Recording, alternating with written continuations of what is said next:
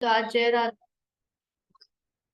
अगर नहीं चल रहा है तो मंगलाचरण से स्टार्ट कर लेते हैं। एक बार फिर से ट्राई करके देखना ज्योति, एक बार आवाज आ जाती है तो ठीक है, नहीं तो हम मंगलाचरण पे ही मूव करते हैं।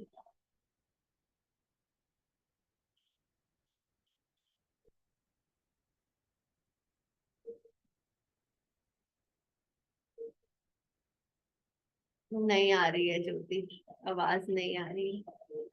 आ रही है। नहीं, वॉइस नहीं आ रही। इसमें कोई सेटिंग होता है इसका, ये वॉइस आने के लिए ना कोई सेटिंग चाहिए होता है। पर कोई नहीं, आज हम जय राधा माधव स्किप कर लेते हैं और हम मंगलाचरण पे ही चलते हैं सीधे। मंगलाचरण शेयर कर लो तुम।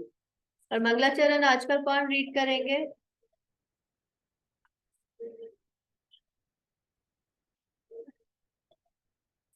सोनाली और रेखा माता जी। सोनाली तुम रीड करो आजकल,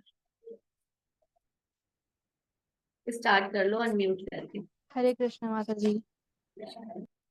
ओम अज्ञानतिमिरान्धस्य ज्ञानाञ्जनशलाकया चक्षुरुन्मिलितं येन तस्मै श्रीगुरवे नमः।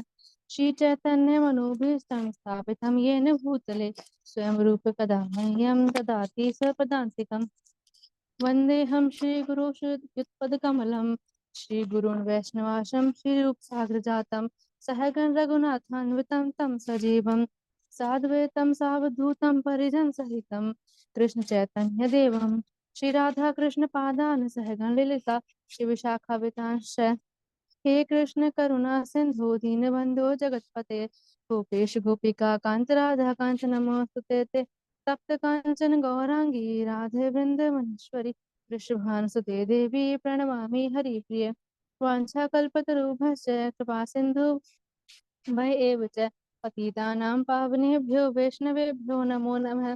जय श्री कृष्ण चैतन्य प्रभु नित्यानंद श्री अद्वैत गदाधर श्रीवासादि गौर भक्तवृंद। हरे कृष्णा कृष्ण कृष्ण हरे हरे हरे राम राम राम हरे हरे।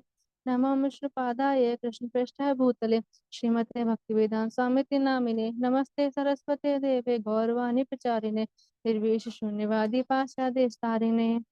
हरे Krishna. Hare Krishna, thank you so much Sonali. Hare Krishna, सबका स्वागत है आज के भक्ति वृक्षा सेशन में हमारे। भक्ति वृक्षा 2.0 2.0 सेकेंड वर्जन, जहाँ पे हम लोग बहुत अच्छी अच्छी स्लाइड्स जो कि ज्योति बना रही है। ज्योति स्टूडेंट है और सेवा कर रही है हमारे प्रोग्राम के लिए स्लाइड्स बनाने का। तो स्लाइड्स के थ्रू हम लोग भक्ति वृक्षा क्लासेस कंडक्ट कर रहे हैं इस बार। तो लास्ट वीक हमने टॉपिक पूरा कर लिया था। कौन सा टॉपिक था पिछले हफ्ते? हरे कृष्ण महामंत्र हरे का। कृष्ण महामंत्र। महामंत्र। तो एक बार बहुत फास्ट हम लोग विद इन लास्ट वीक हमने देखे थे, और फिर इसके क्वेश्चन आंसर्स पे चलेंगे। किसी का कोई प्रश्न हरे कृष्णा महामंत्र को लेके है तो वो भी डिस्कस कर सकते हैं, और साथ में ये जो भक्ति वृक्षा के प्रश्न होते ही है वो भी हम लोग डिस्कस करते हैं। तो स्लाइड एक बार वापस से दिखाओ कि तुमने बाकी मेरा पेन दे।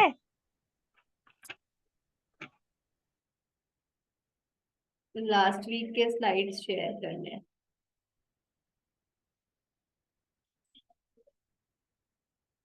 यस, तो हमारा टॉपिक हरे कृष्णा महामंत्र था। और नेक्स्ट नेक्स्ट फटाफट करेंगे हम लोग।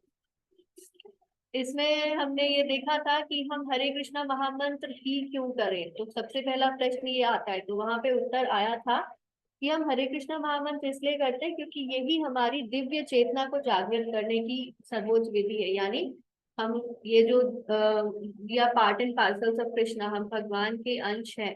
ये जो हमारा कॉन्शियसनेस है, अभी हमें किसी को याद ही नहीं है कि हम भगवान का अंश है। तो ये अगर हमें वापस भगवान से कनेक्ट करना है तो सिर्फ हम हरे कृष्णा महामंत्र के थ्रू ही कर सकते हैं। दूसरे जितने भी मंत्र हैं, चाहे हम देवी माता का कोई मंत्र कर रहे हो, या हम बुद्धिज्म का कोई मंत्र कर रहे हो, या हम शिव जी का कोई मंत्र कर रहे हो, वो सारे मंत्र जो है वो इस भौतिक जगत के लिए है। इस मटेरियल वर्ल्ड में वो हमें कुछ चीजें दिला सकते हैं, पर भगवान से कनेक्शन बनाना है तो सिर्फ एक ही मंत्र है कलयुग के लिए, एंड दैट इज हरे कृष्णा महामंत्र। अगला स्लाइड, इसको स्किप करते हैं, थोड़ा छोटा सा वीडियो है।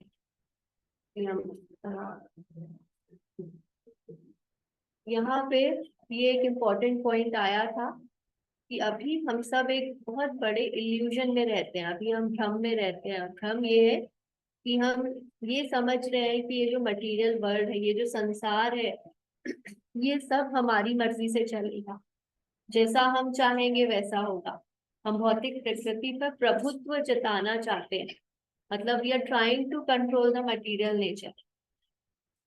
इसके कई एग्जांपल्स हमने लास्ट वीक डिस्कस किए थे कि हम नए नए टेक्नोलॉजिकल एडवांसमेंट करते जा रहे हैं, हम बहुत सारा रिसर्च कर रहे हैं। हम कहते हैं कि साइंस आज ये कर सकती है, साइंस आज वो कर सकती है, मानव चंद्रमा तक पहुंच गया, 3G 4G 5G और पता नहीं कितने जी आ जाएंगे। लेकिन रियलिटी ये है कि हम जितना ज्यादा हम प्रयास कर रहे हैं कि हम कंट्रोल कर लेंगे नेचर को, चीजों को, उतना ज्यादा हम बनते जा रहे हैं।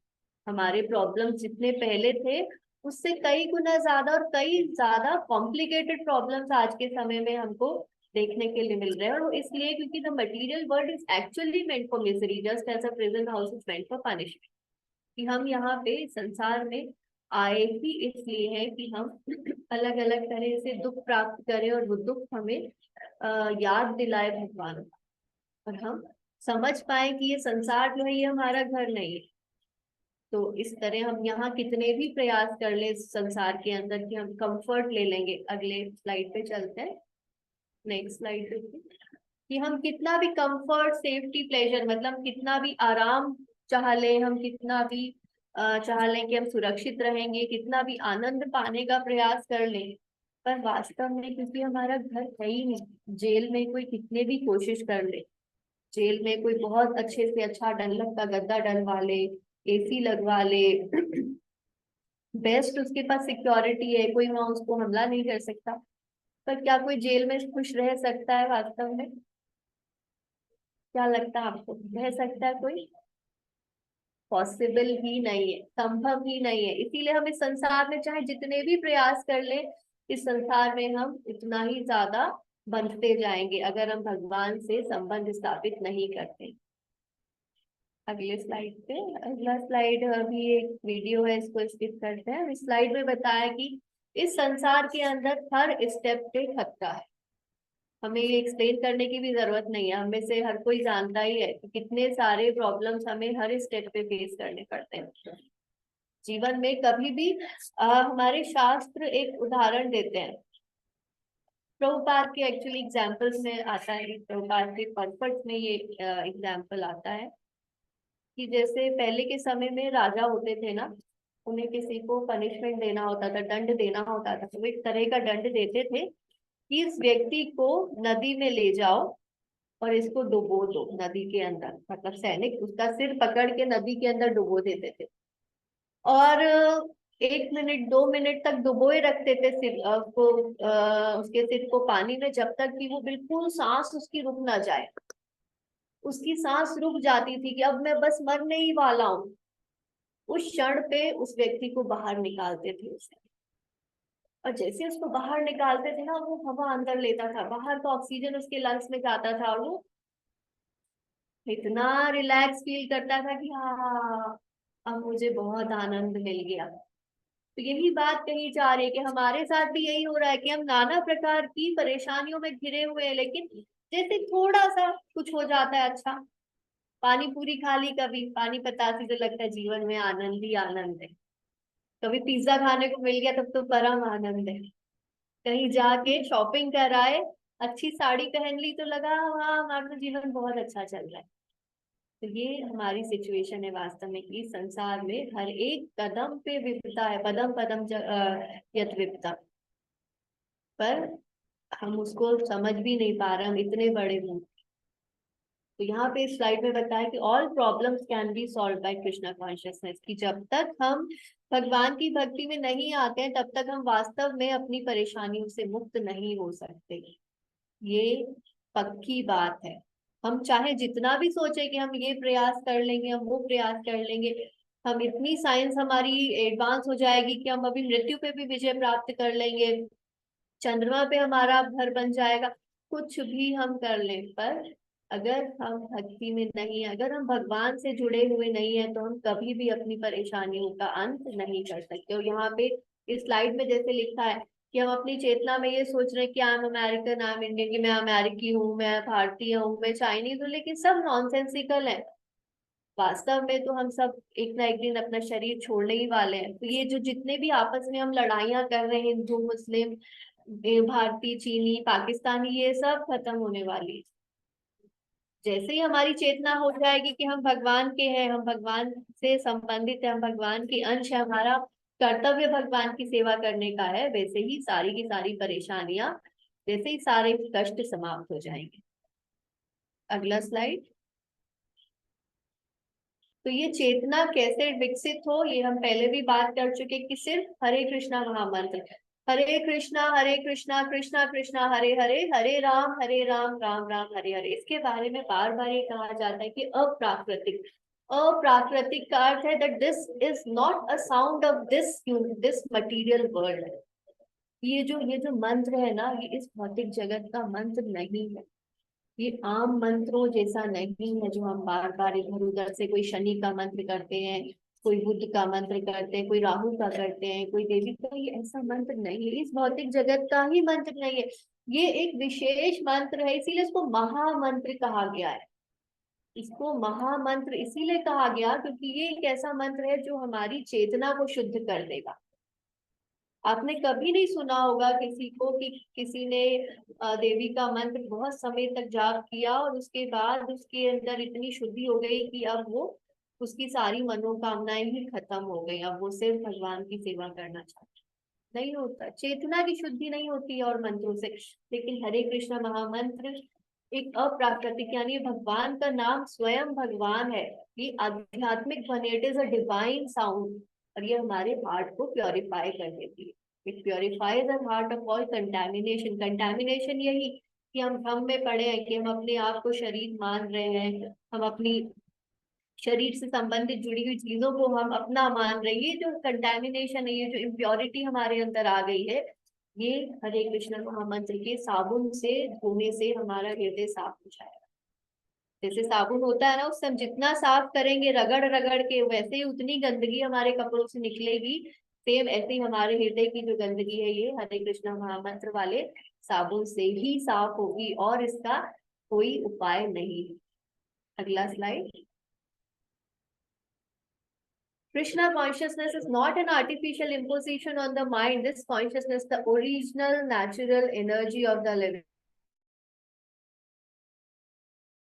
ऐसी चीज नहीं है, ये सिर्फ हिंदुओं के लिए बनाई गई है, ये हिंदुओं का मंत्र है, या ये सिर्फ इस्कॉन वालों का मंत्र है। कोई आर्टिफिशियल मंत्र नहीं है, ये हम सबके लिए है। हर एक जीव भगवान का अंश है, हर एक जीव का वास्तविक आनंद भगवान से कनेक्ट होने में है, चाहे वो अभी किसी हिंदू के शरीर में हो, चाहे मुसलमान के शरीर में। वास्तव में वो भगवान, यहाँ कहा गया कि it is not an artificial imposition, मतलब ये आर्टिफिशियल इसलिए नहीं है क्योंकि ये भगवान से हमें कनेक्ट कर रहा है।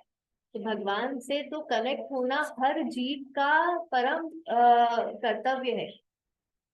तो ये जो मंत्र है ये सबके लिए, इट इज अ यूनिवर्सल मंत्र।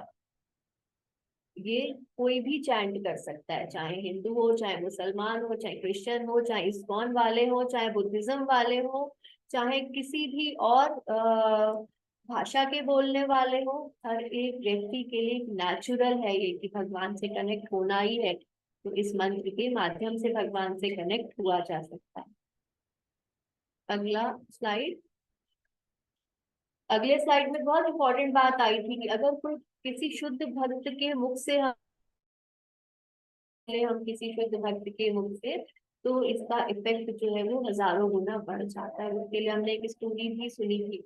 एक बार नारद मुनि ने एक कीड़े को ये मंत्र सुनाया था, कीड़े ने शरीर छोड़ दिया, फिर उन्होंने अलग अलग योनियों में वो जाता रहा, बन गया, ये बन गया, वो बन गया, फिर किसी राजा के पुत्र के रूप में उसका जन्म हुआ। वहां पे उसने बताया कि आपने मुझे हरे कृष्ण महामंत्र सुनाया और आपके मुख से महामंत्र सुनने के कारण मैंने अपना शरीर में त्यागता गया, और सिर्फ 3 या 4 योनियों के बाद ही उसको मनुष्य का शरीर मिल गया, वो भी एक राजा के पुत्र मिल गया। तो ये इस मंत्र की पोटेंसी है। हम बात करते हैं ना, इस मंत्र में इतनी ज्यादा ताकत है, और अगर शुद्ध भक्त के मुख से मंत्र सुना, पोटेंसी आ जाती है और ताकत आ जाती है। साथ में यहाँ पे एक वार्निंग भी दी गई कि जो अभक्त हैं उनके मुख से हमें ये मंत्र सुनने से बचना चाहिए। यानी जो कीर्तन इस तरह से करते हैं, प्रोफेशनल सिंगर जो हैं, जो पैसे के लिए जिन्होंने इसको अपना वो बनाया, बिजनेस बनाया है कि इसके माध्यम से हम पैसे कमाएंगे, या फिर जो जिनके हृदय में भगवान से जुड़ने की कोई कोई इच्छा नहीं है, बस वो लोग सिर्फ दिखावे के लिए चैंटिंग कर रहे हैं, दिखावे के लिए कीर्तन कर रहे हैं, ऐसे भक्तों के मुख से इस मंत्र, ऐसे लोगों के मुख से इस मंत्र को सुनने से बचना चाहिए। यहाँ पे लिखा है, milk touched by the lips of a servant has poisonous effect. अगली स्लाइड पे चलेंगे, नेक्स्ट स्लाइड ज्योति।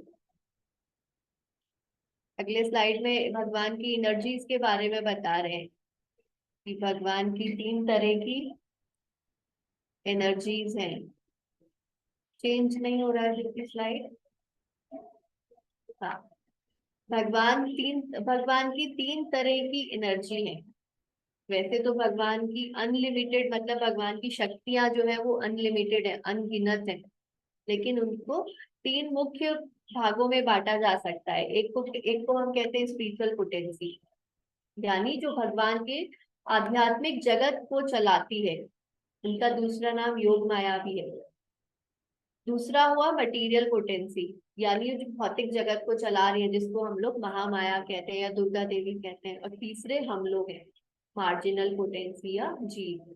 हमें मार्जिनल पोटेंसी या भगवान की सुपीरियर एनर्जी में ही, भगवान की पराशक्ति में ही काउंट किया जाता है, क्योंकि हमारे पास चॉइस है कि हम भगवान की आध्यात्मिक शक्ति से जुड़ना चाहते हैं या हम भौतिक शक्ति से जुड़ना चाहते हैं। आध्यात्मिक शक्ति से जुड़ेंगे तो हम भगवान की सेवा कर सकते हैं, भगवान के धाम जा सकते हैं। और भौतिक शक्ति से अगर हम चाहेंगे कि हम अपना इंजॉयमेंट करना है हमें, तो हम भौतिक शक्ति के कंट्रोल में आ जाएंगे, मटेरियल पोटेंसी के कंट्रोल में, और फिर हम इस भौतिक जगत में ही पड़े रहेंगे। तो यहाँ पे ये इसलिए समझाया क्योंकि यहाँ पे जो हरे शब्द आता है ना हरे कृष्ण महामंत्र में, वो वास्तव में भगवान की शक्ति को ही संबोधित किया था। क्या अर्थ है हरे का, कौन बताएंगे? लास्ट टाइम हमने डिस्कस किया था, हरे मतलब श्रीमती राधा पोटेंसी ऑफ श्री कृष्ण। इतनी भी भगवान की शक्तियां हैं, तो मिला के अगर हम कहते हैं तो हरे शब्द भगवान की सारी शक्तियों को संबोधित करता। हरे जो है वो राधा रानी को एक्चुअली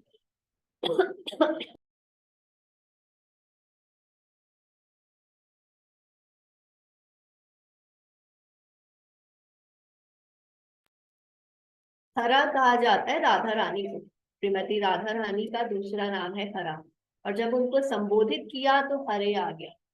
तो राधा रानी कौन है वास्तव में? कोई अलग कोई व्यक्ति ऐसा नहीं है कि राधा रानी जो है वो कोई अलग व्यक्ति है जिनको भगवान छोड़ के चले गए थे, जो हमेशा आंसू बहाती रहती हैं, ऐसा नहीं है। राधा रानी वास्तव में भगवान की एनर्जी है। हरे शब्द भगवान की शक्ति को संबोधित या अभाबोधित लिखा है यहाँ पे, संबोधित करने का एक रूप है। यानी जब हम कहते हैं हरे कृष्णा, तो हरे कृष्णा प्रभुपाद कहते हैं ऐसा है जैसे कि हम मान लो कह रहे हो राधा कृष्ण या सीता राम। तो जब हमने हरे कृष्णा बोला तो हम भगवान को और भगवान की शक्ति दोनों को हम संबोधित करते हैं। तो हरे कृष्ण महामंत्र का पूरा अर्थ क्या बताया था? हरे कृष्ण और राम 3 शब्द आते हैं इसमें। तो हरे का अर्थ तो हो गया राधा रानी या भगवान की शक्ति। कृष्ण का क्या अर्थ है? सर्व आकर्षक कृष्ण, भगवान कृष्ण। सब आसक्त श्री कृष्ण भगवान। सबको आकर्षित करते हैं। कृष्ण का अर्थ है सर्व आकर्षक, जो सभी को अपनी तरफ आकर्षित करते हैं। और राम का क्या अर्थ है? सभी को आनंद आनंद। सभी को आनंद प्रदान करने वाले है। तो हरे कृष्ण महामंत्र का टोटल अर्थ क्या बताया श्रील प्रभुपाद ने हमको?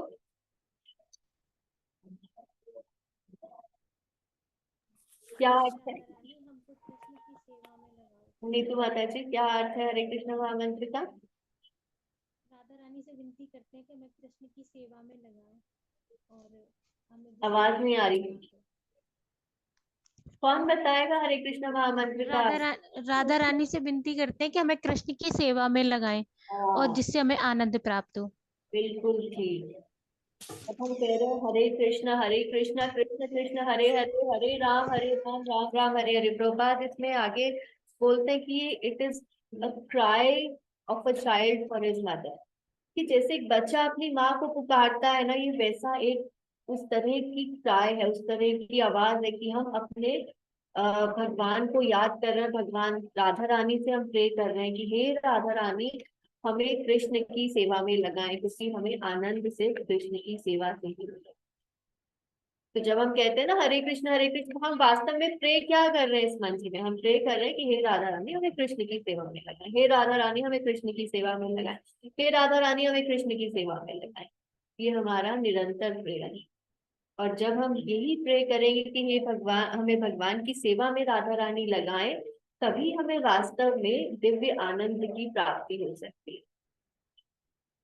ठीक है, तो ये याद रखना है, क्योंकि बहुत सारे लोगों को हरे कृष्ण महामंत्र का अर्थ ही नहीं पता है, अर्थ क्या है। और प्रॉब्लम कहाँ पे होती है कि हम चैंटिंग करते रहते हैं करते रहते हैं, हम 16 माला कर रहे हैं, 20 माला, 32 माला, 50 माला, कितनी भी कर रहे हैं, पर हमें सेवा करने का जैसे ही अवसर मिलता है ना, हमसे कोई कह देगी थोड़ी सी ये सेवा कर दे हम भगवान की, तो हम तुरंत पीछे हो जाते हैं, मैं क्यों करूं?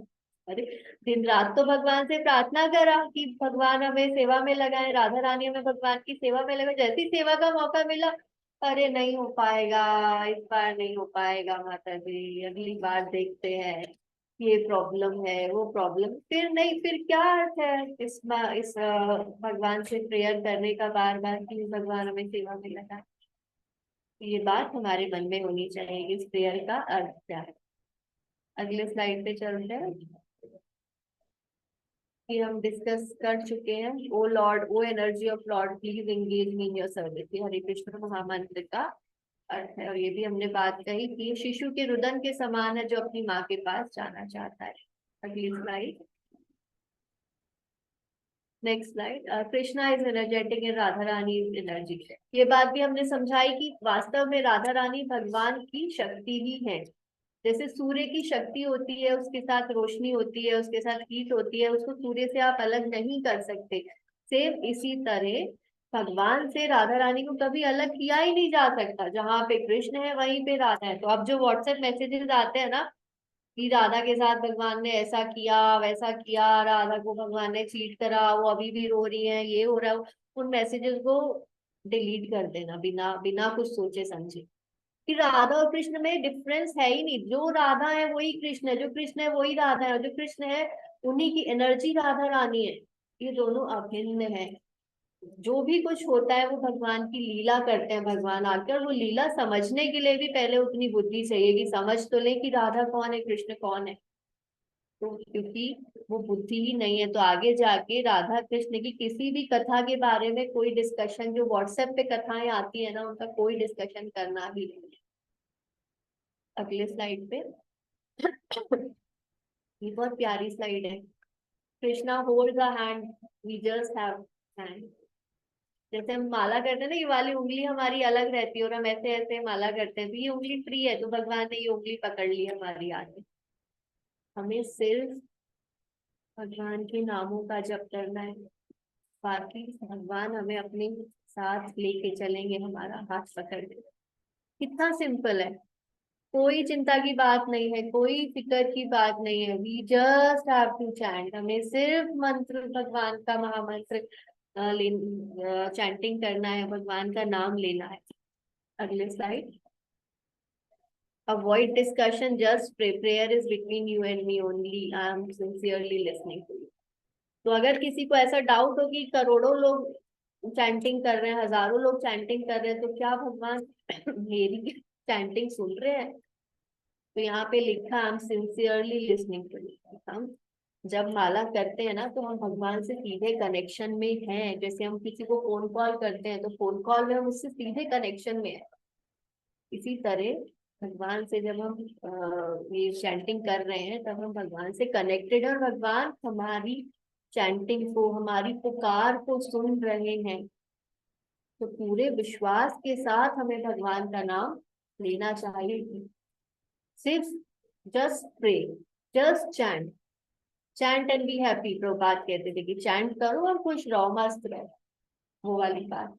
भगवान हर किसी की पुकार को सुनता है। अगले स्लाइड में जाएंगे तो ये 4 युगों की बात है। सतयुग, त्रेता, द्वापर, कलयुग, 4 युग होते हैं। और इस पे हमने लास्ट वीक डिस्कशन डिटेल में किया था कि चारों युगों में धर्म की थोड़ी थोड़ी कमी होती जा रही है। 4 सिद्धांत है धर्म के, जिसमें अभी सतयुग के अंदर चारों थे, पर अब कलयुग में 1/4 धार्मिक सिद्धांत बचे हैं। तो कौन सा बचा था? मैंने क्या बताया था कि कलयुग में सिर्फ कौन सा सिद्धांत बचा है धर्म का? सत्यता। सत्यता। वेरी गुड नीतू माता जी, वंदना माता जी, आप लोग बहुत ध्यान से सुनते हैं। सत्यता बताया था मैंने। और ये किस आधार पे है ये तो मैं एग्जैक्टली नहीं बता सकती। शास्त्र में कहता है कि थोड़ा बहुत सत्यता कलयुग में, ट्रुथफुलनेस थोड़ी बची है, बाकी सारे धर्म के सिद्धांत खत्म हो गए। तो जब हम चैंटिंग करते हैं तब ये जो धर्म की कमी हो रही है संसार में, इसको भी हम पूरा कर सकते हैं। अगले स्लाइड पे चलेंगे। कृष्ण के पवित्र नाम के जप से मनुष्य को धार्मिक कार्यों का सबसे उत्तम परिणाम मिल जाता है। वह आध्यात्मिक जगत के सबसे ऊंचे ग्रह गोलोक वृंदावन में पहुंचने का अधिकारी हो जाता है। तो ये किसी को टेंशन नहीं रखनी है कि अरे अब हम पहले तो महामृत्युंजय मंत्र करते थे, गायत्री मंत्र करते थे, पर अब हमने हरे कृष्णा महामंत्र करने को कह दिया, तो क्या हमें कोई फल मिलेगा कि नहीं मिलेगा? ऐसा तो नहीं है कि जो हमें फल उससे मिलता था वो अब मिल नहीं पाएगा। तो कोई कंफ्यूजन नहीं रखना। यहाँ लिखा है कि मनुष्य को धार्मिक कार्यों का सबसे उत्तम परिणाम मिल जाता है, यानी सबसे बेस्ट चीज जो हमें चाहिए वो हरे कृष्णा महामंत्र के जप से मिल जाती है। तो इसमें कोई डाउट नहीं होना चाहिए, कोई कंफ्यूजन नहीं होना चाहिए, कोई टेंशन नहीं होनी चाहिए कि पहले ये मंत्र करती थी अब साथ में हरे कृष्णा महामंत्र कर रहे हैं तो कर रहे हैं इसलिए कर रहे हैं कि भाई ऐसा ना हो कि जो फल हमें पहले वाले मंत्र से मिल रहा था वो मिलेगा कि नहीं मिलेगा हरे कृष्ण महामंत्र के जप से। तो संसार के जितने भी मंत्र हैं, जितने भी मंत्र हैं संसार के, उन सबके जप करने से जो फल मिलता है उससे भी अधिक फल हमको हरे कृष्णा महामंत्र के जप करने से मिल जाता है। वह आध्यात्मिक जगत के सबसे ऊंचे ग्रह गोलोक वृंदावन में पहुंचने का अधिकारी हो जाता है। हम सीधे भगवान की धाम, मतलब जैसे यहाँ से थोड़ा सा कुछ करें हम लोग बैठे बैठे और हमें कोई आके बोल दे कि तुम्हें यूएस का वीजा मिल गया, जाओ और यूएस में एंजॉय करो, ये वैसा है। कोई ज्यादा एफर्ट करना ही नहीं है, एकदम हमारे पासपोर्ट पे ठप्पा लग जाएगा कि भगवान के धाम हम जाने के अधिकारी बन गए। तो इतना सिंपल है तो फिर कोई क्यों नहीं इसको करना चाहेगा। अब लास्ट स्लाइड पे हम लोग चलते हैं। अब यहाँ पे प्रचार ही सारे वाला पार्ट आया कि हमें ये मंत्र खुद तो करना ही है, लेकिन एक भक्त क्योंकि सबके बारे में चिंतित होता है, भक्त के अंदर करुणा होती है, तो वो दूसरों को भी जाके भगवान की गीता की शिक्षाओं के बारे में, महाप्रभु की शिक्षाओं के बारे में बताने में रुचि लेता है। एक डिवोटी हमेशा इंटरेस्टेड होता है कि हम दूसरों को भी भगवान की इस संदेश को बताएं। तो इसीलिए कोई भक्त कभी भी अकेले नहीं रहना चाहता है। ऐसा नहीं है कि इस्कॉन डिवोटीज चाहेंगे कि हम हिमालय पे जाके सिर्फ अपनी चैंटिंग करें, बाकी दुनिया जाए भाड़ में, ऐसे नहीं।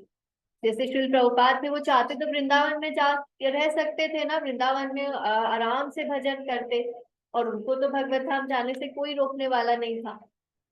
लेकिन प्रभुपाद ने 70 साल की एज में यूएस में जाने का सोचा और वहां जाके उन्होंने सबसे जो वहाँ का पॉपुलेटेड एरिया था, जहाँ हिप्पीज का पॉपुलेशन भरा हुआ था, ऐसे जगह पे जाके उन्होंने हरे कृष्णा महामंत्र का, गीता का, भागवत का प्रचार किया। क्यों किया? ऐसा नहीं है कि उनको नाम बनाना था अपना इसलिए किया, या उनको बैंक बैलेंस चाहिए था, प्रॉपर्टी चाहिए थी इसलिए किया। उन्होंने किया क्योंकि उनको पता है कि संसार का हर एक व्यक्ति दुखी है, और वो जब तक भगवान से नहीं जुड़ेगा, जब तक वो कृष्ण से नहीं जुड़ेगा, तब तक वो सुखी नहीं हो सकता। तो ये जो करुणा होती है ना भक्त के हृदय में, जो प्रेम है दूसरों के लिए, कंपैशन है, वो उनको बोलता, उनको इंस्पायर करता है कि जाओ और दूसरों को भी ये संदेश दो। पर दूसरों को संदेश देने से पहले इम्पोर्टेंट है कि अपनी चैंटिंग अच्छी करें। ऐसे नहीं, हमारे अंदर बहुत ज्यादा टेंडेंसी होती है, हमारा खुद का हो नहीं पा रहा है लेकिन हम दूसरों को जाके पहले स्पीच करने लग जाते हैं। तो इम्पोर्टेंट ये है कि अपना पहले अच्छे से करना है और फिर दूसरों को भी ये संदेश पहुंचाना है। ये आई थिंक उसके बाद, इस स्लाइड के बाद एक बहुत प्यारा सा छोटा सा वीडियो था, 1 मिनट का देख लेते हैं इसको, फिर एंड करते हैं स्लाइड्स। सॉरी ज्योति, आवाज नहीं आ रही है, वीडियो नहीं चलेगा। हरे कृष्णा कृष्णा कृष्णा हरे हरे, हरे राम राम राम। ये हमारे पहले के स्लाइड्स थे। अब किसी को ऐसा डाउट है क्या कि क्यों हरे कृष्ण महामंत्र करना चाहिए, या क्या क्या बेनिफिट्स हैं, क्यों इसको महामंत्र कहा जाता है? सब कन्विंस्ड है ना कि हरे कृष्ण महामंत्र करना ही चाहिए हम सबको? हरे कृष्ण माता जी, आई हैव अ क्वेश्चन। बोलो तनीषा। माता जी, हर कोई हरे कृष्णा महामंत्र का अलग अलग मतलब बताता है। आपने बताया कि हमें श्री कृष्ण की सेवा में लगाए, हम ऐसे राधा रानी से प्रे करते हैं। बट एक लेक्चर में प्रभु जी बताते हैं कि हम उसमें प्रेयर करते हैं कि हे राधा कृष्ण, मुझे अपनी सेवा में लगाइए। तो फिर उसमें समझ नहीं आता, और फिर दूसरे कंफ्यूज रहते कि हम गौड़िया वैष्णव हैं तो हमें राधा रानी का सेवा करना चाहिए, फिर हम ये क्यों प्रेयर कर रहे हैं कि हे राधा रानी हमें कृष्ण की सेवा में लगाइए। अभी हमने किया कि राधा और कृष्ण में डिफरेंस है क्या कोई? डिफरेंस तो नहीं है माता जी। फिर गौड़िया वैष्णव और वैष्णव अलग क्यों है? गौड़िया वैष्णव और वैष्णव अलग नहीं है। वैष्णव वो है जो भगवान कृष्ण को परम मानते हैं। तो गौड़िया वैष्णव और वैष्णव में कोई डिफरेंस नहीं है, सिर्फ इतनी सी बात है कि ये भाव और प्रेम के स्तर पे होती है चीजें। जब हम भक्ति करते हैं, तो अभी जो हम भक्ति कर रहे हैं इसको साधना भक्ति कहा जाता है, कि अभी हमारे लिए इम्पोर्टेंट ये है कि हम इंस्ट्रक्शंस को फॉलो करें, जो हमारी साधना है उसको फॉलो करें, और धीरे धीरे धीरे धीरे हमारा नेचुरल प्रेम भगवान के प्रति विकसित होगा। पर जो हमारे आचार्यगण हुए हैं, फिर रूप गोस्वामी, सनातन गोस्वामी, वो तो भगवान के धाम से ही आए हैं, उनको ऐसी किसी साधना की जरूरत नहीं है। उनके लेवल पे ये बातें होती हैं कि वो, उनका नेचुरल जो प्रेम है, जो भाव है, वो राधा रानी के सेविका के रूप में है। उनका जो इसको स्वरूप कहा जाता है, टेक्निकल वर्ड इसका स्वरूप है, उनका जो भगवत धाम में सेवा है, वो राधा रानी की सेविका के रूप में है, राधा रानी की दासी के रूप में। तो इसीलिए जो हमारी परंपरा है, वो कहा गया कि वो मंजरी भाव वाला परंपरा है, कि हम राधा रानी से भगवान की सेवा, राधा रानी के माध्यम से हम भगवान की सेवा करना चाहते हैं। हालांकि मैंने बताया कि राधा और कृष्ण में कोई अंतर नहीं है हमारे लेवल पे। ये जो प्रश्न है ना कि हम राधा कृष्ण से उनकी सेवा मांगे, या राधा रानी से कृष्ण की सेवा मांगे, या हम कृष्ण की सेवा करें, या हम राधा की सेवा करें, ये हमारे स्तर पे मैटर ही नहीं करता। ये क्वेश्चन ही नहीं होना चाहिए हमें, हमारे मन में बैठ जाना चाहिए कि राधा और कृष्ण एक ही है। राधा रानी कृष्ण की एनर्जी ही है, और बाकी की जो बातें हैं वो ये जो ट्रेडिशन चला आ रहा है गौड़िया वैष्णव जिसको हम कहते हैं, वो उनके स्तर की बात है कि वो वहां पे मंजरी भाव में सेवा कर रहे हैं, तो राधा रानी के माध्यम से कृष्ण की सेवा करते हैं। और कोई कोई वैष्णव है जिनको श्री वैष्णव कहा गया। श्री वैष्णव जो है वो जैसे सीता जी या राम सीता के रूप में भगवान की सेवा करना चाहते हैं, ये भाव की वो नेचुरल है उनका। उनको कोई आर्टिफिशियल डेवलप नहीं करना पड़ता कि श्री वैष्णव रामानुजाचार्य जो हुए, उनका नेचुरल जो प्रेम है वो लक्ष्मी नारायण के चरणों में है। तो लक्ष्मी नारायण में और सीताराम में और राधा कृष्ण में भी कोई अंतर नहीं है। तो इनमें वास्तव में कोई डिफरेंस नहीं है तनीषा, हमारे लेवल पे इनमें डिफरेंस निकालना ही हमारी मूर्खता मानी जाएगी। तो अगर किसी ने ये अर्थ बताया कि राधा कृष्ण हमें अपनी सेवा में लगाओ, या ये अर्थ लगाया राधा रानी कृष्ण की सेवा में लगाओ, एक ही बात है। कोई कंफ्यूजन है क्या इसमें? बट माता जी ऐसे कहते हैं कि राधा रानी कृष्ण जी से ज्यादा दयालु हैं। ये सब हमारे लेवल की बातें नहीं है। राधा रानी कृष्ण से ज्यादा दयालु तब कहोगे जब तुम्हें राधा और कृष्ण में अंतर समझ में आएगा। राधा और कृष्ण में कोई अंतर नहीं है। हमारे साधना के स्तर पे हम चाहे कृष्ण से प्रार्थना करें चाहे राधा से प्रार्थना करें, वास्तव में हम सेम ही भगवान को प्रे कर रहे हैं। ये मैंने बात जो तुमको कही कि डिवोटीज जो है हमारे आचार्य गण जो है वो राधा रानी की महिमा का बखान करते हैं, तो जब वो बखान करते हैं तो उसका ये अर्थ नहीं है कि राधा कृष्ण से ज्यादा दयालु तो कृष्ण कम दयालु है, ऐसी बात नहीं होती है। शास्त्रों में जहां पे भी आया, जैसे शास्त्रों में कभी कभी आता है कि गंगा जो है वो बहुत पवित्र है, वो सारी नदियों से ज्यादा पवित्र है, कहीं ऐसा आएगा शास्त्र में कि सबसे अधिक पवित्र नदी गंगा है। और कहीं पे आप पढ़ेंगे कोई शास्त्र बोलेगा कि सबसे अधिक पवित्र नदी यमुना है, कहीं पे आएगा कि नर्मदा सबसे अधिक पवित्र नदी। तो ये उस पर्टिकुलर नदी की या पर्टिकुलर जो व्यक्ति है उनकी महिमा का गुणगान करने के लिए कहा जाता है। कहीं पे ऐसा आता है कि भगवान राम जो है वो सबसे अधिक मर्यादा पुरुषोत्तम, उनको कहा गया कि वो सबसे अधिक मर्यादा का पालन करने वाले हैं। तो इसका ये अर्थ नहीं है कि भगवान कृष्ण मर्यादा का पालन नहीं करते या भगवान विष्णु मर्यादा का पालन नहीं करते। शास्त्र में जब भी किसी एक के बारे में कहा जाता है ना कि ये सबसे अधिक है, तो इसका ये अर्थ कभी नहीं निकालना चाहिए कि दूसरे वाले कम है। ये कोई भक्त अपने भाव के आधार पर किसी की महिमा का गुणगान करते हुए कह रहे हैं। कहीं पे आएगा कि सबसे अधिक सुंदर जो है वो राधा रानी है, कहीं पे आएगा सबसे अधिक सुंदर करोड़ों करोड़ों लक्ष्मियों जितनी सुंदरता सीता माता के अंदर है। तो इसमें कोई कंपैरिजन नहीं है कि सीता सुंदर है तो राधा रानी सुंदर नहीं है, वो कम सुंदर है। समझ हरे में हमेशा? हाँ, हरे कृष्ण माता जी। ये ये पूरा महामंत्र जैसे हरे कृष्ण हरे राम का पूरा कहलाएगा, या कई कहते हैं कि हरे कृष्णा श्री कृष्णा करने से भी हो जाता है, या हरे राम राम करने से? इसमें प्रभु जी दो बातें हैं कि भगवान का नाम तो अगर हम सिर्फ राम राम भी ले तो भी वो बहुत ताकतवर है, अगर हम सिर्फ कृष्ण कृष्ण भी बोले वो भी बहुत ताकतवर है। तो भगवान का नाम जो होता है ना उसमें बहुत शक्ति है। मतलब सारे संसार में सबसे अधिक पोटेंट जो कहा जाता है कि सबसे अधिक बलशाली कोई है तो वो भगवान का नाम है। लेकिन हमें जो महाप्रभु ने आके, चैतन्य महाप्रभु जो कि स्वयं भगवान कृष्ण है, उन्होंने हमें कुछ स्पेशल रिकमेंडेशन लिख के दिया है। जैसे आपको इसको ऐसे समझना होगा कि कोई डॉक्टर होते हैं, वो आपको कोई मेडिसिन स्पेशली आपके लिए बताते हैं, तो वो मेडिसिन में ज्यादा आपको ठीक करने की क्षमता होती है। और ऐसे तो बहुत सारे लोग आपको अलग अलग बातें बताते हैं कि पपीता खाओ इसमें ताकत आएगी, अनार खाओ इसमें ताकत आएगी, और होती भी है उनमें ताकत।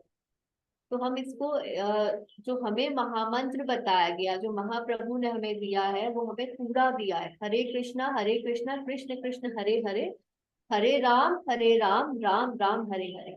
तो जब हम ये पूरा उच्चारण करेंगे तब हमारा एक महामंत्र पूरा हमने बोला ये माना जाएगा। तो हमें तो कायदे से कोशिश करनी चाहिए कि हम पूरा परफेक्ट हरे कृष्णा महामंत्र बोले। पर हाँ, अगर कोई किसी को अभी नहीं याद है, कोई अभी ठीक से नहीं बोल पा रहा है और वो किसी कारण से गलत बोल रहा है, तो उसको भी लेकिन कुछ ना कुछ फल तो अवश्य ही मिलेगा। पर इसका ये अर्थ नहीं कि हमें गलत ही बोलते रहना है, क्योंकि महाप्रभु ने हमें पूरा बताया है कि ऐसे ही बोलो, हरे कृष्ण कृष्ण कृष्ण हरे हरे, हरे राम राम हरे हरे। और उसके बाद हमारे आचार्यों ने भी हमें ऐसे ही बताया, श्री प्रभुपाद ने भी हमें ऐसे ही बताया कि हरे कृष्ण महामंत्र का एक एक शब्द हमको सुनना चाहिए और पूरा मंत्र बोलना चाहिए। तो हमें पूरा ही मंत्र बोलना है, वो एक मंत्र माना जाए। पर ये जो द्वापर युग था, मतलब जो सबसे पहले जो युग आया था जिसके अंदर राम जी पैदा हुए थे, फिर उसके बाद में कृष्ण पैदा हुए हैं, तो प्रॉपर तो ये बोलना चाहिए ना कि हरे राम राम राम हरे हरे, हरे कृष्णा कृष्णा कृष्णा हरे हरे। गरिमा के क्वेश्चन में 2 क्वेश्चन है। मंगल प्रभु जी, आपका आंसर हुआ क्लियर? हाँ, ये वैसे हुआ, लेकिन ये लोग बाग कंफ्यूजन करते हैं कि कोई कहता है कि नहीं राम बड़ा है, कोई कहता है कृष्ण बड़ा है। बस अब जैसे अभी माता जी ने पूछा अभी कि भाई पहले राम का जन्म हुआ तो पहले हरे राम बोलना चाहिए कि बड़े तो यही हुए। समझाते हैं कि हाँ, कृष्ण या भगवान जो भी है, ये सारे अनादि काल से, इनका कोई बिगिनिंग नहीं है। जो हम कहते हैं, पहली बात तो आपका ये जो पॉइंट है कि राम बड़े हैं कृष्ण बड़े हैं, लोग ऐसे कहते हैं, तो शास्त्र कहता है कि जो ऐसा बोलता है ना कि राम बड़े हैं कृष्ण छोटे हैं, या विष्णु कम है कृष्ण बड़े हैं राम छोटे हैं, ये ऐसी बातें जो भेद करता है ना भगवान के नामों में, वो नरक को जाएगा। मैं नहीं बोल रही हूँ, शास्त्र में ऐसा लिखा है कि जो भगवान के अलग अलग नामों में भेद दृष्टि रखता है कि ये छोटा है ये बड़ा है। एक तो होता है गुणगान करने के भाव से कहना, वो उनका नेचुरल प्रेम है, हमारे अंदर प्रेम तो है नहीं भगवान के लिए। हम तो क्रिटिसाइजिंग वे में कहते हैं। अभी हमारा स्तर है नहीं कि हम नेचुरल प्रेम है भगवान के लिए और हम तब कह रहे हैं गुणगान करते हुए भगवान का कि हमें कृष्ण से बहुत अधिक आसक्ति है, राम से हमारी उतनी आसक्ति नहीं है। तो जो भी व्यक्ति कंपैरिजन करे उसकी बातों को सुनना ही नहीं है, वो खुद कंफ्यूज और आपको भी कंफ्यूज करेगा। शास्त्र के आधार पे हम बातें करते हैं, लोगों के आधार पे हम नहीं करते। हमारा जो डिस्कशन का आधार है वो ये है कि हमारे आचार्यों ने क्या कहा है और शास्त्र ने, गुरु साधु और शास्त्र। गुरु क्या कहते हैं, साधु क्या कहते हैं और शास्त्र क्या कहते हैं, इन तीन के आधार पे बात करनी होती है। तो अब जैसे गरिमा ने प्रश्न किया कि हरे राम पहले आना चाहिए क्योंकि राम पहले आए थे, तो गरिमा ये बात हमें ध्यान में रखनी चाहिए, आगे क्लियर आएगा कि भगवान अनादि है। अनादिर आदिर गोविंद सर्व कारण कारणम, शास्त्र कहता है कि भगवान की कभी कोई बिगिनिंग नहीं है। ये जो हमको दिखता है कि एक युग में द्वापर में भगवान आ रहे हैं, फिर कलयुग में भगवान कृष्ण आ रहे हैं, उनसे भी पहले देखा जाए तो फिर इस तरह से तो सतयुग में नरसिंह भगवान आए, सतयुग में वराह भगवान आए, मत्स्य रूप में आए, और फिर अभी कलयुग में आएंगे, कल्कि के रूप में भगवान आएंगे। तो ये जो है ना, ये एक साइकिल है, एक चक्र है, तुम ऐसे समझो, सतयुग त्रेता द्वापर कलयुग एक साइकिल, सतयुग त्रेता द्वापर कलयुग दूसरा साइकिल, सतयुग त्रेता द्वापर कलयुग, ये अनंत काल से चल रहा है, अनंत काल से। तो जैसे कोई सतयुग आया तो सतयुग से पहले कलयुग निकल के गया है, उस कलयुग से पहले द्वापर गया, त्रेता गया, सतयुग गया, और सतयुग से पहले फिर पुराना वाला सतयुग त्रेता द्वापर निकल के गया।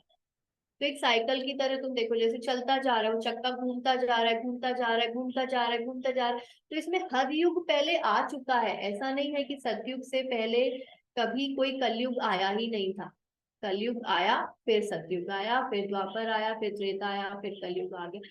तो भगवान के अवतार जो है, एक तो भौतिक जगत में समय के हिसाब से इनको युगावतार कहा जाता है कि हर युग में भगवान अवतार ले रहे हैं, लेकिन आध्यात्मिक जगत में भगवान नित्य निरंतर निवास करते हैं, इनका कोई बिगिनिंग टाइम नहीं है। ऐसा नहीं है कि भगवान राम पहले थे ही नहीं। आध्यात्मिक जगत में भगवान राम का एक धाम है जिसको साकेत धाम कहा जाता है, साकेत या अयोध्या उसका नाम है।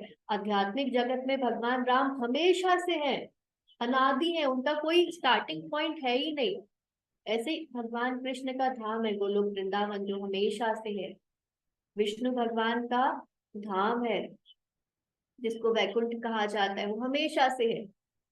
कृष्ण का एक और धाम है द्वारका, हमेशा से अनादि है। ये कभी ऐसा था ही नहीं कि ये है नहीं, ये अभी प्रकट हुए हैं कृष्ण, फिर राम आए, फिर या पहले ये आए, फिर वो आए, ये आए। सारे जितने भी भगवान के रूप हैं उन सबके बारे में क्लियर है कि उनका आध्यात्मिक जगत में तो निवास है ही है, और हम वही तो जाना चाहते हैं। हम कहाँ जाना चाहते हैं? जब हम बात कर रहे हैं कि हमें भगवत धाम जाना है, तो सिर्फ कृष्ण का निवास ही भगवत धाम नहीं है, वैकुंठ भी भगवत धाम है। भगवान राम जहाँ रहते हैं वो भी भगवत धाम है। ये हमारी आंखों को एक दिखता है कि हाँ भगवान राम पहले आए, फिर कृष्ण आए, फिर ये आए। एक पार्ट तो ये है, ये सब कुछ ये अनादि है, ये सब एक साथ रहते हैं भगवत धाम में अलग अलग। और यहाँ पे भी कोई ना कोई सतयुग से पहले द्वापर कलयुग सब आ चुके हैं, चक्र अनादि काल से चल रहा है। और दूसरी बात यह है कि ये जो मंत्र है ना, ये कली संतरण उपनिषद से लिया गया है। तो कली संतरण उपनिषद में ये मंत्र ऐसे ही लिखा था, हरे कृष्ण हरे राम राम राम हरे हरे, हरे कृष्ण कृष्ण कृष्ण हरे हरे। इसी तरह से ये मंत्र लिखा हुआ था। लेकिन ये वेदों में जब कोई मंत्र आता है, वैदिक मंत्र जब आता है, तो उसको पढ़ने के लिए, उसको बोलने के लिए कुछ योग्यताएं चाहिए कि ब्राह्मण ही वो मंत्र बोल सकते हैं। तो जब महाप्रभु आए कलयुग में, तो उन्होंने देखा कि कोई उतना क्वालिफाइड ही नहीं है कि वेद के मंत्र को पढ़ पाएगा। तो महाप्रभु ने इसको पलट दिया। महाप्रभु ने पहले हरे कृष्णा कर दिया, फिर हरे राम कर दिया। तो महाप्रभु ने जो हमको दिया है, हम उसका उच्चारण करते हैं, हरे कृष्ण कृष्ण कृष्ण हरे हरे, हरे राम राम। हाँ, मेरे को मेरे सवाल का जवाब मिल गया, thank you. Thank you very much. माता जी, जीव भी अनादि काल से ही है ना? क्या? जीव अनादिकाल से है, बिल्कुल। हम जो हैं जीव, हम भी अनादिकाल से ही हैं। फिर माता जी, ये जब जो प्रलय होती है फिर कहाँ चले जाते हैं ये जीव? जब प्रलय होती है ना, तो हम सब महाविष्णु के शरीर में सो जाते हैं जाके। फिर अच्छा, ब्रह्मांड बनता है तो हमें वहां भेज दिया जाता है। तो हमारे किसी भी ब्रह्मांड में जा सकते हैं माता जी? हाँ, किसी भी ब्रह्मांड में जा सकते हैं, मतलब कभी किसी और में भी होंगे ब्रह्मांड में, जरूरी नहीं है इसी ब्रह्मांड में हो? ये ब्रह्मांड तो खत्म हो गया ना, प्रलय हो गई तो। अच्छा अच्छा, जब ठीक है। प्रलय हो गई तो ये ब्रह्मांड तो खत्म ही हो गया। इसके माता बाद जी, एक बात और कि मेरा भाई पूछ रहा था कि भगवान ने अपने मनोरंजन के लिए हमें पैदा किया क्या, तो इसलिए तो मेरा मतलब ये था कि भगवान ने अनादिकाल से, भगवान और जीव पहले से ही हैं, उन्होंने अपने एंजॉयमेंट के लिए पैदा नहीं किया मतलब जीव को, ऐसा है क्या? भगवान ने जीव को जीव तो भगवान के अंश अनादि काल से है ही। वो मतलब ऐसा नहीं है कि किसी टाइम फ्रेम पे भगवान ने सोचा कि चलो मैं इनको बना देता हाँ हूँ, मैं यहाँ जाके इनके साथ खेल करूंगा, ऐसा नहीं है। हाँ आ, हाँ। इसको प्रभुपाद ने बहुत बार समझाया है परवर्ड्स में, कि वास्तव में तो जैसे भगवान अनादि है, उनका कोई बिगिनिंग नहीं है, ऐसे जीव का भी कोई बिगिनिंग नहीं है। हम अनादि हैं, कब से है ये नहीं पता। लेकिन जो अभी हम अपनी अगर बात करें, हम हैं बद्ध जीव। जीव में दो तरह के होते हैं जीव। एक तो जिनको नित्य बद्ध कहा जाता है। नित्य बद्ध यानी जो तीन गुणों से बंधे हैं, जो भौतिक, जो अभी हम इस जगत में, हम जो जीव है ना, हम बंधे हुए हैं इस संसार के अंदर। और दूसरे होते हैं मुक्त जीव, जो आध्यात्मिक जगत में है। तो हम सभी लोगों के पास ऑप्शन था। और ये बार बार आता है कि जीव को इसीलिए मार्जिनल पोटेंसी कहा जाता है। इसका एक्चुअली और स्टार्टिंग पॉइंट है, ये सारे जीव जो प्रकट होते हैं ये संकर्षण के शरीर में होते हैं। भगवान जब अपने आप को विस्तार करते हैं, कृष्ण का एक विस्तार है संकर्षण। संकर्षण के शरीर के अंदर सारे जीव रहते हैं। और जब समय आता है, उनको चॉइस दिया जाता है कि आपको कहाँ जाना है, आपको भौतिक जगत में आपको भगवान की सेवा करनी है, या आपको भौतिक जगत में जाना, या फिर कुछ जीवों के अंदर से डिजायर ही ऐसी चल रही होती है कि हम जाके सेल्फ एंजॉय करके देखना चाहते हैं। तो ये ऐसा है जैसे कि बच्चे को हम माता पिता कभी कभी हॉस्टल में भेजते हैं। हॉस्टल में बच्चे को माता पिता अपने एंजॉयमेंट के लिए नहीं भेजते हैं।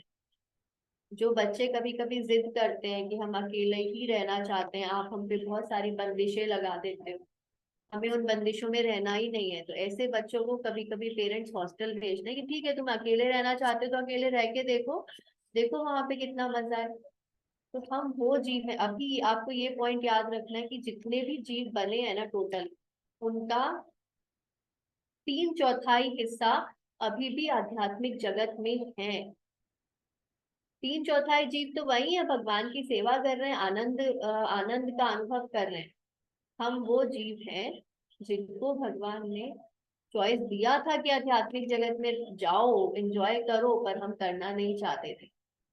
तो भगवान ने फिर एक ऑल्टरनेट अरेंजमेंट बनाया, इसीलिए इसको जेल कहा गया कि जैसे जो लोग रूल्स को फॉलो नहीं करना चाहते हैं, जो सरकार ने रूल बनाया, उनको जेल में डाला जाता है। तो भगवान ने एक दूसरा जगत बना दिया जिसको भौतिक जगत कहा गया, और सिर्फ 1/4 जीव यहाँ पे।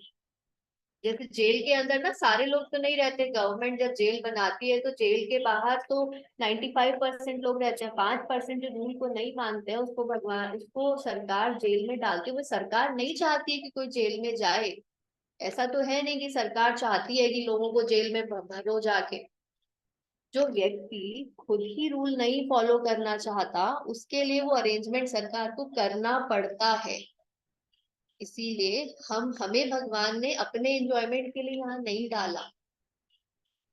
भगवान ने तो बल्कि हमें इतने सारे ऑप्शंस दिए, हमें शास्त्र दिए, बार बार भगवान खुद आते हैं, अपने भक्तों को भेजते हैं कि तुम मुझसे कनेक्ट होगे तब तुम खुश रह पाओगे।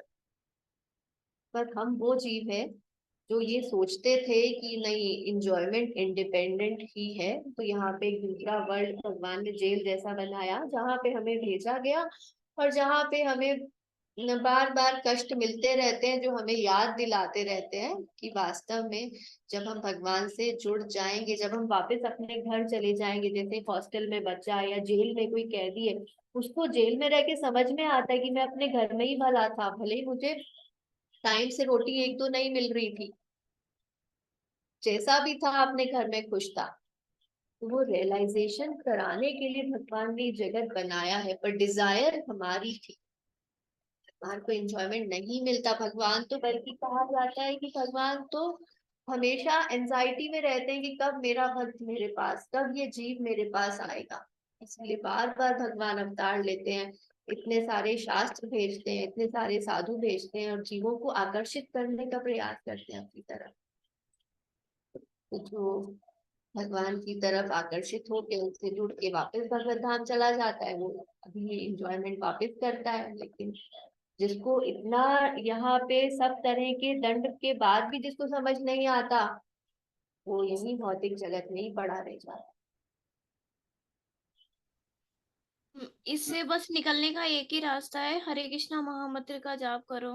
एग्जैक्टली, हरे कृष्णा महामंत्र का जाप करना है, 4 नियमों का पालन करना है, भगवान को भोग लगा के भोजन करना है, साधु संग करना है, शास्त्रों का अध्ययन करना है साधना करनी है। बेसिकली इसको साधना कहा जाता है। साधना करेंगे तब जाकर हमारा हृदय शुद्ध होगा, और जब हमारा हृदय शुद्ध होगा तब हम भगवान से वापस अपने संबंध को रियलाइज कर पाएंगे, स्थापित कर पाएंगे, और तब जाकर हम वापस भगवत धाम जाके निरंतर आनंद की प्राप्ति कर पाएंगे।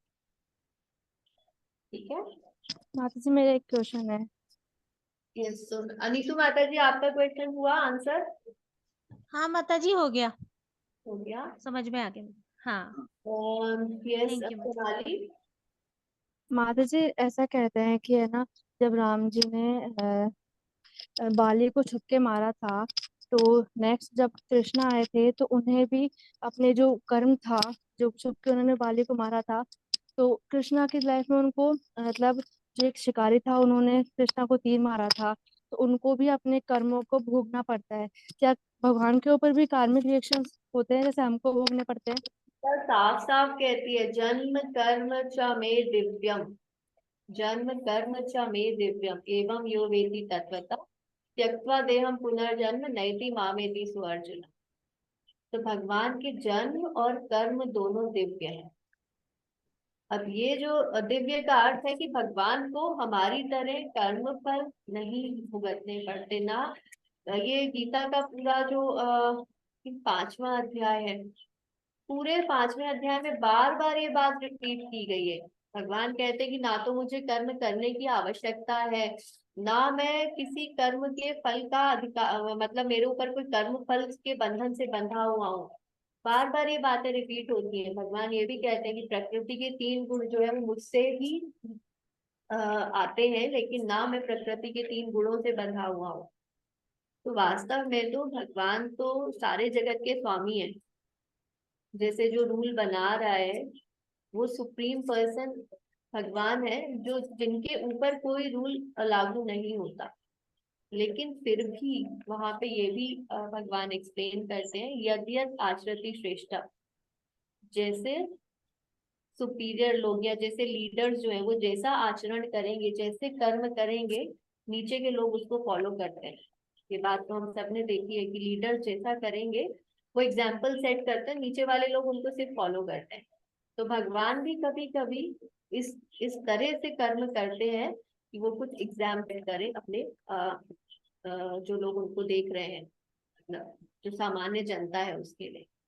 तो अब तुमने स्पेसिफिकली जो प्रश्न पूछा बाली और भगवान राम का, तो ये बात एक्चुअली शास्त्रों में इस तरह से नहीं कही गई है कि भगवान को कर्म फल भुगतना पड़ा तो वो दोबारा उनको इस तरह से किसी शिकारी ने मार दिया।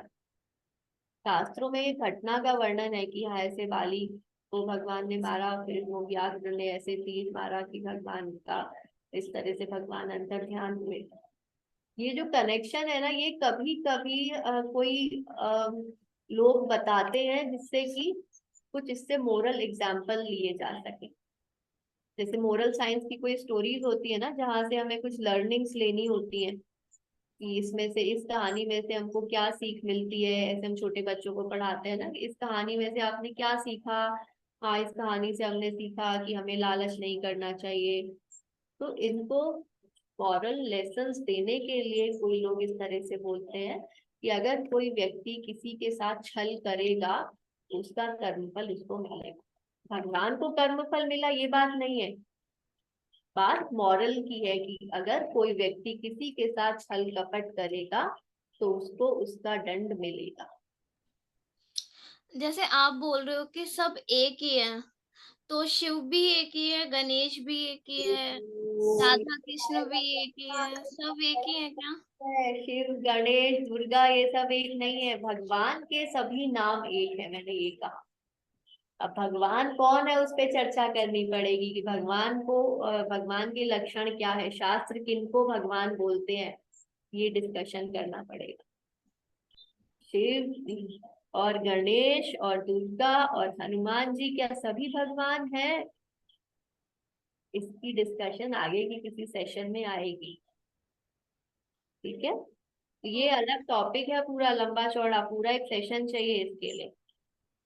माता जी एक क्वेश्चन लास्ट क्वेश्चन है, इसके बाद हमारे जो क्वेश्चन इसके डिस्कस होने थे वो तो नहीं हो पाए। तो वो जिन्होंने उत्तर लिखा है मैं उनके नाम एक बार पढ़ देती हूँ, क्योंकि ये लोगों ने बहुत मेहनत की है। ये लोग प्रश्नों के उत्तर लिख के भेजते हैं और ये बहुत अच्छी आदत है। अंजना जैन माता जी, सोनाली, मीना मित्तल माता जी, विजय प्रभु जी, स्नेहलता माता जी, वंदना गुप्ता माता जी, सोनाली का 2 बार नाम आया, नीतू माता जी और तनीषा। ये लोग हर चैप्टर के एंड में जो क्वेश्चंस है ना उनका आंसर लिख के भेजते हैं। तो ये बहुत अच्छी हैबिट है, दोबारा लिखने से याद हो जाता है। और जब आपको याद हो जाएगा तो आपसे कभी कोई ये प्रश्न पूछेगा तो आप उसको उत्तर बता पाएंगे। तो ये इन सबको बहुत बहुत बधाई कि आपने आंसर लिखे, करेक्ट आंसर्स लिखे। आगे भी आप लोग करते रहिए इस एक्सरसाइज को। क्वेश्चन जो ग्रुप पे डालते हैं वो ग्रुप पे भी एक्चुअली वही क्वेश्चन डालते हैं, ये मॉड्यूल के चैप्टर के एंड में क्वेश्चंस आ जाते हैं, तो उन क्वेश्चन का आंसर हमें लिख लेना चाहिए। तो अब ये लास्ट क्वेश्चन किसका था, कौन पूछ रहा था? माता जी मेरा था। अनम्यूट है, 1 मिनट। मंगल प्रभु जी आप कुछ कहना चाहते हैं अभी? आपका अनम्यूट है।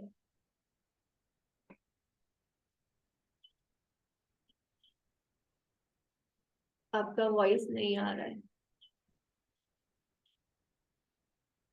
हाँ सोनाली तुम पूछो। माता जी एक बार मतलब मेरी दादी ऐसे पूछ रही थी कि मतलब उन्होंने 2 स्टोरी सुनी थी कि कुछ लोग ऐसे बोलते हैं कि जो सीता माता जो हमें एक जैसे जमीन के अंदर खोदने पर मिली थी, तो कुछ उन्होंने सुना था कि कुछ लोग ऐसे बोलते हैं कि वो रावण की बेटी थी, और कुछ लोग ऐसे बोलते हैं कि रावण ने बहुत सारे ऋषि मुनियों को मार डाला था और उनका जो ब्लड था वो एक घड़े में इकट्ठा करके वहां गाड़ दिया था जहाँ सीता माता मिली थी। तो उस ब्लड से जो रक्त था ना, उससे सीता माता प्रकट हुई थी। ये सीता माता जो है उनके जन्म के बारे में अलग अलग पुराणों में कुछ थोड़ा थोड़ा डिफरेंस आता है। तो ये अलग अलग स्टोरीज हैं, कहीं पे है किसी पुराण में है ऐसा कि सीता जो है वो रावण की पुत्री थी किसी तरह से। अब ये एग्जैक्ट स्टोरी मैं एक बार कहीं कोई गड़बड़ ना करूं इसलिए मैं फिर से पढ़कर फिर तुमको पूरा स्टोरी बताऊंगी। और हाँ अलग अलग पुराणों में थोड़ा थोड़ा डिफरेंस है, पर ये याद रखना है कि वास्तव में तो सीता भगवान राम की नित्य संगिनी है। वो इस संसार में उनका किस तरह से प्रकट हुई वो ये अलग अलग कल्पों में, कभी कभी कल्प यानी ब्रह्मा जी का एक दिन है उसको कल्प कहा जाता है। तो अलग अलग ब्रह्मा जी के दिनों में कोई कोई घटना जो है वो थोड़ा थोड़ा डिफरेंट तरह से होती है। तो जहाँ पे भी ये डिफरेंसेस आते हैं, कोई कहता है कि इस तरह से हुआ, कोई कहता है उस तरह से हुआ, तो अलग अलग दिन में हो सकता है अलग अलग तरह से हुआ हो। पर मैं एग्जैक्ट कैसे सीता जी का जन्म हुआ था, मतलब कौन सा सबसे ऑथेंटिक वर्जन है फिर कौन सा है, ये मैं बता दूंगी उनको मैं, ओके माता जी। क्योंकि बहुत डिटेल है ये स्टोरी में ना, बहुत ज्यादा डिटेल है। तो आज का सेशन हम लोग यही एंड करते हैं। अगले सेशन अगला टॉपिक जो है उस पे हम लोग डिस्कशन करेंगे। अगला टॉपिक कौन सा है पता नहीं, बहुत हैपनिंग टॉपिक है अभी। धर्म। माता जी धर्म। यस अभी तो पिक्चर चल रही है ना द केरला स्टोरी, किसने देखी है? माता जी मैंने देखी है। आपने देखी है? मैंने देखी माता जी। मैंने भी देखी। आजकल बहुत केरला स्टोरी लिया गया है वो यही लिया गया है कि कैसे कुछ लड़कियों का जबरदस्ती धर्म परिवर्तन, उनका ब्रेन वॉश करके उनका धर्म बदलवा दिया जाता है और फिर उनको आतंकवादी बना दिया जाता है। तो हमारा अगला टॉपिक जो है ना वो धर्म ही है। जब हम धर्म को समझेंगे, धर्म वास्तव में क्या है, तब हम एक्चुअली समझ पाएंगे कि किसी का धर्म कैसे कोई बदलवा देता है। धर्म है क्या, क्या ये बदला जा सकता है इन द फर्स्ट प्लेस? क्या ऐसा संभव है कि किसी का धर्म बदलवा दिया जाए? और वास्तव में हम जिसको धर्म बोलते हैं क्या वो ही धर्म है वास्तव में या कुछ और है? तो ये जो मिस्ट्री है ये हमारी नेक्स्ट सेशन में हम लोग सॉल्व करेंगे। माता जी ये संडे को हो सकती है क्या क्लास? संडे को पॉसिबल नहीं है, संडे को हमारे और भी एक्टिविटीज होती है। मंदिर में शाम को प्रोग्राम होता है संडे, और दिन में हमारा वीकली प्रोग्राम राधा विनोदी लाल मंदिर में चल रहा था जिसपे अभी थोड़ा ब्रेक आया है, पर देखते हैं उसको हम कहाँ शिफ्ट करेंगे। पर संडे पॉसिबल नहीं है। गरिमा तुम्हें ये दिन अगर सुटेबल नहीं हो रहा है तो तुम रिकॉर्डिंग सुन सकते हो, या हफ्ते में एक ही दिन की तो बात है, थोड़ा समय निकाल लिया करो। ठीक है माता जी। एंड करते हैं आज का सेशन, सब लोग अनम्यूट कर लीजिए। श्रीमद् भागवतम की जय। श्री की जय प्रभुपाद की जय। की हरे जय। कृष्ण हरे कृष्णा कृष्णा कृष्णा हरे हरे, राम राम हरे कृष्ण हरि बोल हरि बोल राम हरे हरे बोल हरि बोल हरि बोल हरे राम हरे राम राम राम हरे हरे हरे राम राम राम।